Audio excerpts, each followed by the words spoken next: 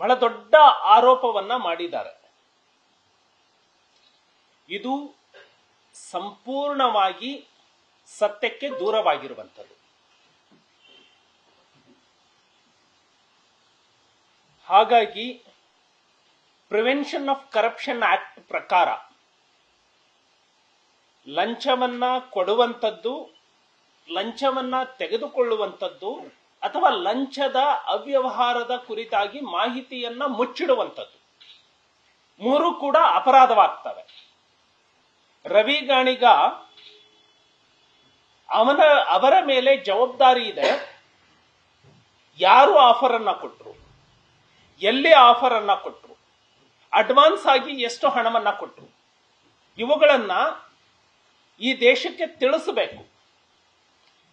ಹಾಗಾಗಿ ಇಂತಹ ಎಲುಬಿಲ್ಲದ ನಾಲಿಗೆ ಅಂತ ಹೇಳಿ ತಮ್ಮ ನಾಲಿಗೆಯನ್ನ ಹರಿಬಿಡೋದಕ್ಕೆ ಕಾಂಗ್ರೆಸ್ಸಿನ ಶಾಸಕರು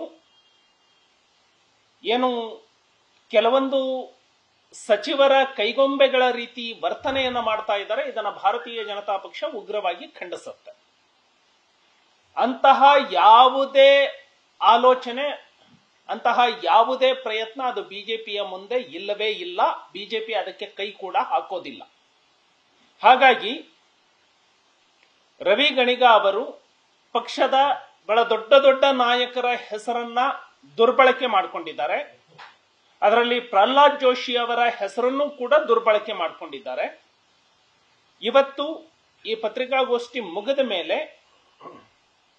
ಹುಬ್ಬಳ್ಳಿ ಧಾರವಾಡ ನಗರದ ಒಂದು ಪೊಲೀಸ್ ಠಾಣೆಯಲ್ಲಿ ರವಿ ಗಣಿಗ ಅವರ ಮೇಲೆ ಪ್ರಿವೆನ್ಷನ್ ಆಫ್ ಕರಪ್ಷನ್ ಆಕ್ಟ್ ಮೇಲೆ ಭಾರತೀಯ ಜನತಾ ಪಕ್ಷ ಮೊಕದ್ದಮೆಯನ್ನ ದಾಖಲಿಸುತ್ತೆ. ಈ ತರದ ಹೇಳಿಕೆಗಳನ್ನ ಯಾಕೆ ಹೇಳಿಸ್ತಾ ಇದ್ದಾರೆ? ರಾಜ್ಯದ ಜನರಲ್ಲಿ ಗೊಂದಲವನ್ನ ಸೃಷ್ಟಿ ಮಾಡಬೇಕು. ರಾಜ್ಯದ ಜನರಲ್ಲಿ ಗೊಂದಲವನ್ನ ಸೃಷ್ಟಿ ಮಾಡೋದ್ರ ಮೂಲಕ ತಮ್ಮ ಫೇಲ್ಯೂರ್ ಅನ್ನ ಮುಚ್ಚಿಕೊಳ್ಳಬೇಕು ಅಂತ. ನ್ಯೂಸ್ ಫಸ್ಟ್, ನಿರ್ಭೀತಿಯಿಂದ ನಿಮ್ಮ ಪರವಾಗಿ.